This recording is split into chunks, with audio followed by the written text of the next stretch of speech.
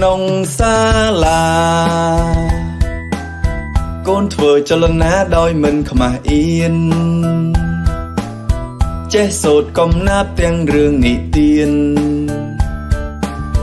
កែច្នៃព្រឹត្តព្រានដោយក្តីក្លាហានកែច្នៃព្រឹត្តព្រានដោយក្តីក្លាហាននៅក្នុងសាលាកូនធ្វើចលនាដោយមិនខ្មាស់អៀនចេះសូត្រកំណាព្យទាំងរឿងនិទាន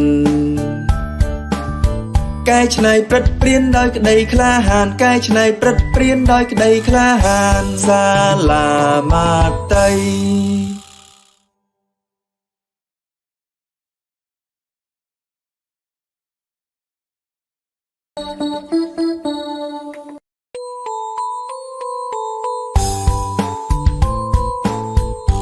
នៅក្នុងសាលា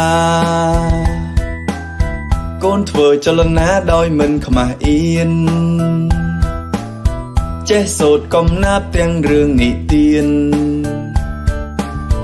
កែច្នៃព្រឹត្តព្រានដោយក្តីក្លាហានកែច្នៃព្រឹត្តព្រានដោយក្តីក្លាហាននៅក្នុងសាលាកូនធ្វើចលនាដោយមិនខ្មាស់អៀន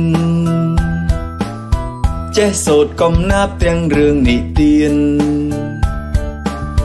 កែច្នៃព្រឹត្តព្រានដោយក្តីក្លាហានកែច្នៃព្រឹត្តព្រានដោយក្តីក្លាហានសាលាមាតី